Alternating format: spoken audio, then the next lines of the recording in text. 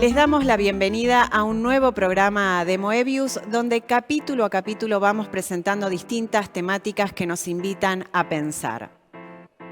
La vejez puede tener distintos sentidos y valoraciones que dan forma a las experiencias del adulto o adulta mayor. El contexto actual nos invitó a pensar especialmente la manera en que tratamos a nuestros mayores. Algunas miradas resaltan su aporte, su transmisión, allí donde nos comparten un saber, una memoria, una historia que nos marca generación tras generación. Otras, en cambio, acentúan el desvalimiento, la dependencia de la vejez o incluso el desprecio por aquellos que no pueden seguir el ritmo ágil de estos tiempos. ¿Constituye un valor para nuestra sociedad la experiencia acumulada a lo largo de los años? ¿Qué acontece con el trabajo, la sexualidad, la familia en esta etapa vital? ¿Cómo pesan en la vida cotidiana las representaciones sociales y los imaginarios sobre la vejez?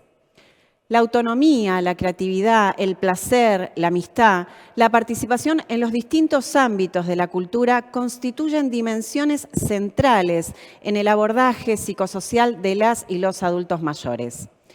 Hoy en Moebius conversaremos sobre el complejo tema de la vejez.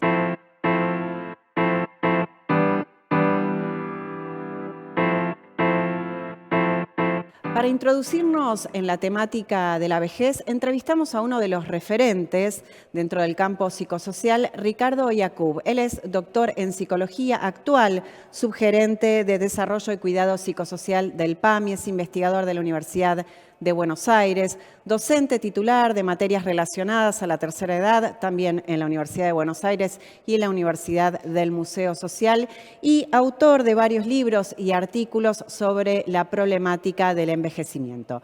Veamos qué nos decía Ricardo Yacoub.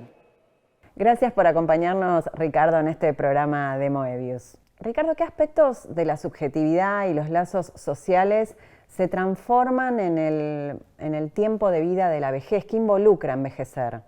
Bueno, involucra muchas cosas porque es una experiencia totalizante, podríamos decir, ¿no? Desde en algún momento la vida de los hijos, desde la jubilación, desde el cambio en el cuerpo, desde sentir que los demás no te reconocen de la misma manera. Hay una serie de cuestiones que tienen una presencia, una fuerza en la gente que para algunos puede dar un puntapié para hacer cosas que quizás les gustaron toda la vida, saliendo de los esquemas clásicos y obligatorios del trabajo, la familia, etcétera, etcétera. Y para otros es un puntapié a no saber muy bien cómo ubicarse frente a una realidad que se presenta muchas veces con muchas diferencias.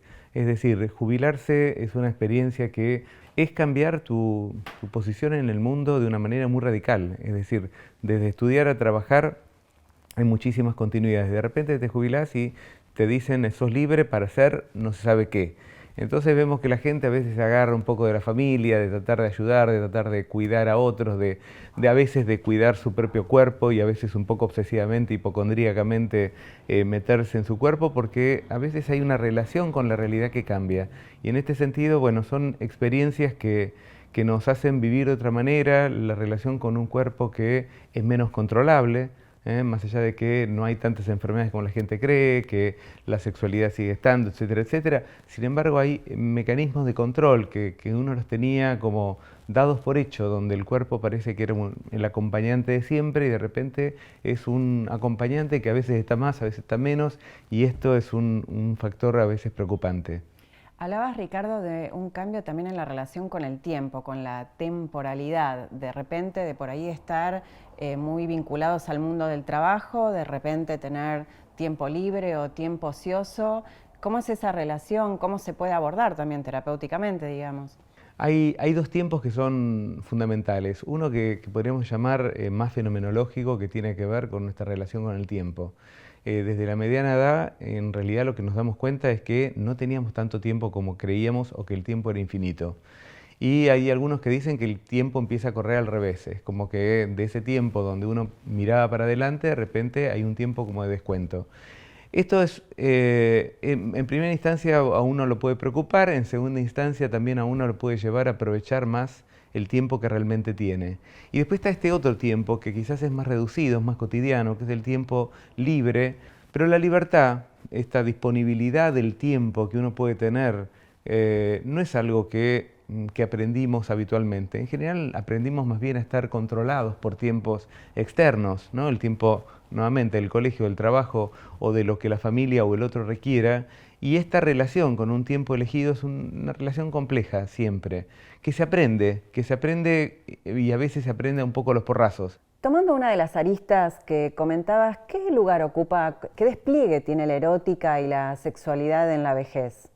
Hay dos cuestiones que tienen que ver con la sexualidad, una que creo que siempre quedó un poco oculta, que es la cuestión estética. Es decir, ese control que uno tiene frente al interés que puede suscitar en la otra persona, ¿no? Lo que se llama el atractivo, muchas veces se pierde, ¿no? Estamos en una cultura que no valora en lo más mínimo el cuerpo de los mayores, al contrario, estamos expuestos ante publicidades permanentes del anti-age y todo lo que en realidad tiene que ver con envejecimiento parece que es denigrado, negativo, con lo cual de repente uno se incorpora en una realidad, y digo se incorpora porque es una experiencia en la cual uno se da cuenta que ya si tiene marcas de la vejez pareciera que no va a ser deseado de la misma manera, y por eso hay mucha gente que entra en una cosa medio loca de cirugías y de un montón de cuestiones que no están mal en sí, sino que en realidad es parte de un dispositivo social donde la gente siente que si no, no puede convocar como quizás pudo convocar en otro momento.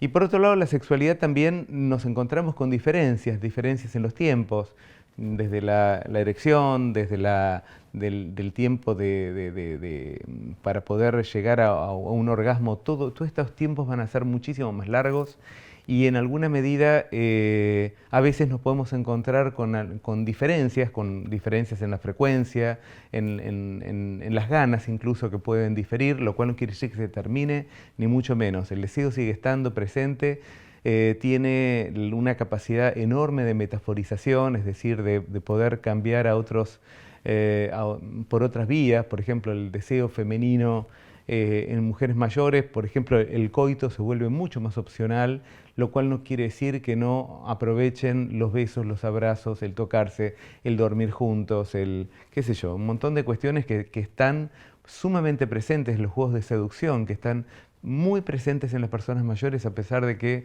nosotros como sociedad a veces no lo vemos. Sobre la socialización en los adultos, las adultas mayores, ¿qué lugar ocupa la familia y los pares?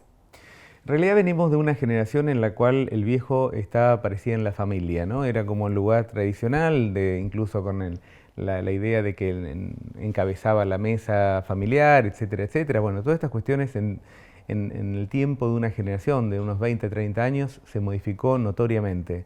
Con lo cual, lo que nosotros vimos, por un lado, es un viejo mucho más aislado, ¿no? Toda una temática de la soledad asociada al envejecimiento, ligada en gran medida a esta desconexión que hubo con la familia, pero que esto muchas veces se interpreta como que los hijos no quieren a los viejos. En realidad los viejos tampoco quieren vivir con los hijos porque fueron cambiando las variables y en realidad nadie quiere perder la autonomía.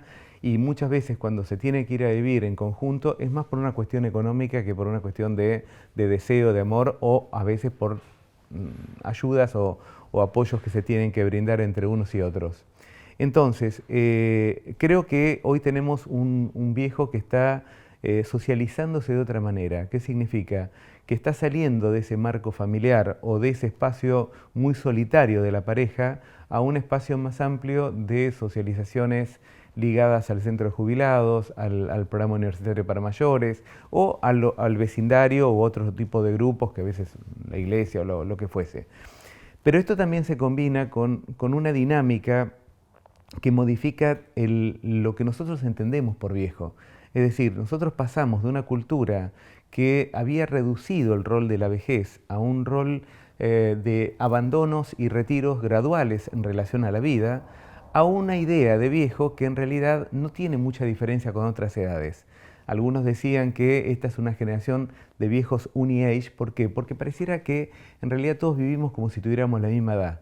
Fíjate que imágenes como Mick Jagger, Moria Kazan, los rockeros, etcétera, etcétera, son personajes que ya son todos viejos, pero a uno le cuesta incorporarlo dentro del estereotipo de viejo con el cual nos construimos. Es decir, todavía seguimos sosteniendo imágenes antiguas de un viejo metido en la casa con ropas tradicionales, etcétera, etcétera, cuando en realidad los nuevos viejos nos desafían permanentemente.